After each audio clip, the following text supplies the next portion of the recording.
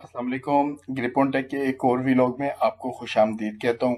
उम्मीद करता हूँ कि आप लोग बिल्कुल ठीक ठाक होंगे।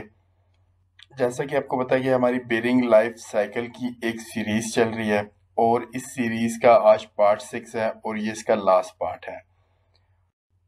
हमने पूरा एक ग्रिपोन टेक का बेरिंग लाइफ साइकिल डिस्कस किया जो कि बाया बेरिंग से स्टार्ट होता था कि बेरिंग को खरीदने के बाद हमने इंस्टॉल कैसे करना है, इंस्टॉलिंग के बाद जब हम उसकी माउंटिंग कर लेते हैं उसकी प्रिपरेशन कैसे करनी है, अलाइनमेंट कैसे करनी है और हमने उसको इनिशियली ग्रीस कितनी करनी है, देन रीलुब्रिकेशन का क्या तरीकेकार है, कंडीशन मॉनिटरिंग है। ये सारी चीज़ें हमने वन बाय वन डिस्कस की। अगर मैं आपको इसका एक हाइलाइट्स दे दूं कंप्लीट, तो पार्ट 1 में हमने बाया बेरिंग में हमने देखा कि उसकी जनरल इंस्ट्रक्शंस क्या होती हैं, टेक्निकल इंस्ट्रक्शंस क्या होती हैं। देन पार्ट 2 में हमने देखा कि बेरिंग को खरीदने के बाद हमने जब फिट करना है तो वो फिट कैसे करना है और उसमें इनिशियली हम लोगों ने ग्रीस कितनी करनी है। देन पार्ट 3 में हमने देखा कि फिट करने के बाद आपने उसकी अगर उसमें मिस अलाइनमेंट है या अलाइनमेंट प्रॉपर कैसे करनी है और उसके इक्विपमेंट्स को भी हमने देखा। देन पार्ट 4 में हमने देखा कि जब हमारा इक्विपमेंट चल रहा होता है तो ड्यूरिंग रनिंग हमने उसको लुब्रिकेशन भी करनी होती है, रीलुब्रिकेशन। अब वो रीलुब्रिकेशन में रिप्लेनिशमेंट होती है, उसकी क्वांटिटी कितनी होती है, कितने टाइम के बाद करनी है, वो सारी चीज़ें हम लोगों ने पार्ट 4 में देखी। एंड देन पार्ट 5 में हमने देखा कि जब बेरिंग चल रहा होता है तो हमने बेरिंग की कंडीशन कैसे मॉनिटर करनी है, उसका टेम्परेचर कितना होना चाहिए और कैसे मॉनिटर करना है, देन साउंड एंड वाइब्रेशन। ये सारी चीज़ें हम लोगों ने प्रीवियस व्लॉग्स में कवर की हुई हैं। आज जो है वो हमारा इसका लास्ट पार्ट है और लास्ट पार्ट जो है वो डिसमाउंटिंग है। यहाँ से हम लोगों ने इसको कंप्लीट कर लिया है। अब हमने देखना है कि जब हमें कंडीशन मॉनिटरिंग में ये पता चल जाता है कि अब आपका बेरिंग जो है वो रेड जोन में चला गया है और मजीद नहीं चल जा सकता, तो आपने बेरिंग को डिसमाउंट करना है। अब जब आपने बेरिंग को डिसमाउंट करना है तो डिसमाउंटिंग में कुछ इंपॉर्टेंट इश्यूज होते हैं। ये उन इश्यूज से आप लोगों ने बचना है ताकि नेक्स्ट बेरिंग आपको प्रॉपर लाइफ दे सके। सबसे पहला तो ऑफ कोर्स आपकी अपनी सेफ्टी है कि ड्यूरिंग डिसमाउंटिंग बेरिंग टूट के आपको ना लगे और आपके आसपास के जितने भी लोग हैं वो सेफ रहें। सेकेंडली, आपकी डिसमाउंटिंग जो है वो क्विक होनी चाहिए। बहुत ज़्यादा टाइम लग जाता है लोगों को डिसमाउंटिंग करते हुए, तो उससे आप लोगों ने बचना है। डिसमाउंटिंग विदाउट डैमेजिंग हाउसिंग और शाफ्ट। जब आपने बेरिंग को डिसमाउंट करना है तो ऑफ कोर्स आपने हाउसिंग को बचाना है और शाफ्ट को बचाना है, क्योंकि ये कॉस्टली चीज़ें होती हैं, बार बार रिपेयर नहीं की जा सकती या इसको चेंज नहीं किया जा सकता।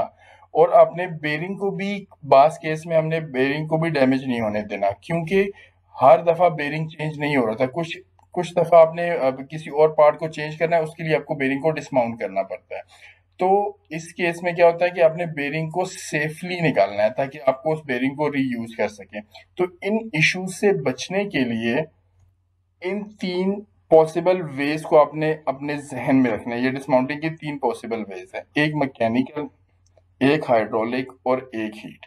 कि आपने देखना है कि आपका बेरिंग मैकेनिकल रेंज में आ रहा है, हाइड्रोलिक रेंज में आ रहा है और हीट। अब इनकी रेंजेस क्या होती हैं, इनको भी हम डिस्कस कर लेंगे आगे वन बाय वन। और ये 3 जो है एप्लीकेशंस होती हैं बेरिंग की डिसमाउंटिंग की पॉसिबल। ये 3 ही किस्म की आपकी एप्लीकेशन होती है। नंबर 1 जो है वो लिखा हुआ है ग्रिप आउटरिंग। अब इसमें क्या होता है, ये शाफ्ट है, शाफ्ट के ऊपर बेरिंग फिट होता है, ऊपर हाउसिंग नहीं होता। आप इसको एक्सटर्नल पुलर के साथ एक्सटर्नली आराम से पुल कर लेते हैं। सेकंड एप्लीकेशन है ग्रिप इनरिंग।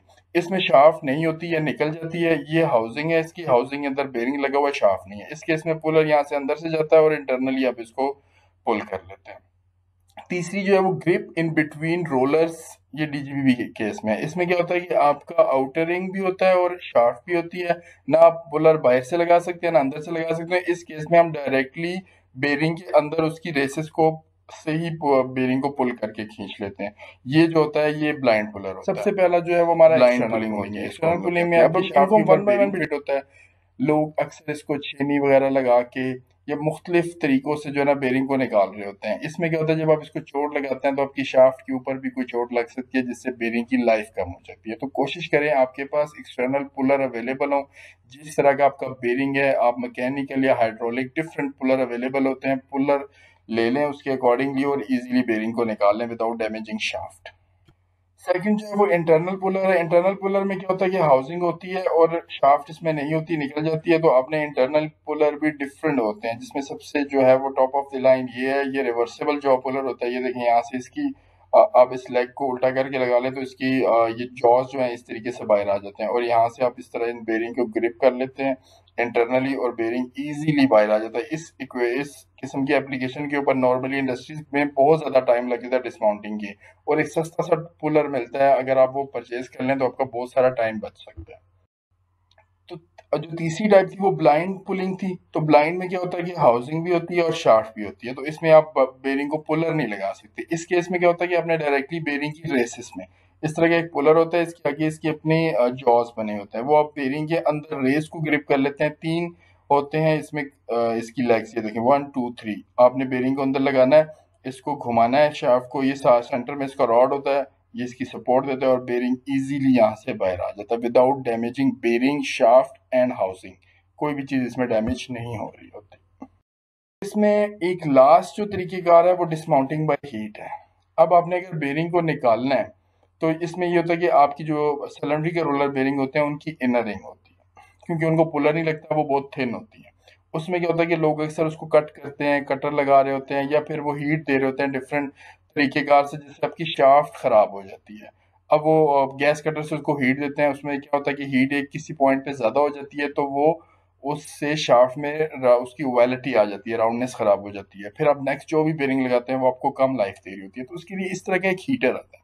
ये इंडक्शन वायर होती है, आप इसके ऊपर इसको रैप करते हैं, ये इसका जनरेटर होता है, स्टार्ट करें, ये इसको हीट देता है, और आप इजीली यहाँ से इसको, ये थोड़ी सी देर में हीट हो जाता है, प्रॉपर एक जैसा हीटअप होगा, और आप इसको खींच के इजीली बाहर निकाल सकते हैं विदाउट डैमेजिंग शाफ्ट। तो कोशिश करें ये प्रॉपर इसके पुलर्स अवेलेबल होते हैं मार्केट में, सेफली डिसमाउंट करें ताकि नेक्स्ट जो बेरिंग है वो आपका सेफली माउंट हो और आपको अच्छे तरीके से लाइफ दे। अब ये बेरिंग लाइफ साइकिल का ओवरऑल अगर हम रिजल्ट देखें तो इसमें अगर आपकी मेंटेनेंस प्रॉपर होगी, प्रिवेंटिव मॉनिटरिंग एक्टिव होगी, ट्रेनिंग आप लोगों ने ज़रूर अपने जो भी आपका बेरिंग मैन्युफैक्चरर है उससे कोशिश करें कि एटलीस्ट 6 मंथ में एक दफ़ा ट्रेनिंग ज़रूर लें, उसमें डिफरेंट जर्नल स्पेशल पर्पज़ होती हैं। देन टूल्स आपके पास मैकेनिकल, हाइड्रोलिक, इलेक्ट्रिकल, ये सारी चीज़ें अगर आपके पास अवेलेबल होंगी तो उसके रिजल्ट्स क्या होंगे? ऑफ कोर्स रिजल्ट में क्या होगी, आपकी ओवरऑल मेंटेनेंस कॉस्ट रिड्यूस होगी और प्रोडक्शन आप लोगों की इंक्रीज होगी। Well, thank you very much for watching my video. उम्मीद है कि आपको ओवरऑल ये बेरिंग एक लाइफ साइकिल पसंद आया होगा। अगर आपको मेरा ये कंटेंट पसंद आया तो प्लीज़ मेरी वीडियो को सब्सक्राइब कर लें और इसको अपने फ्रेंड्स के साथ और कलीग्स के साथ शेयर भी कर लें। आपके साथ एक और वीडियो में किसी एक और इंटरेस्टिंग से टॉपिक में मुलाकात होगी। अपना ख्याल रखिएगा। अल्लाह हाफिज़।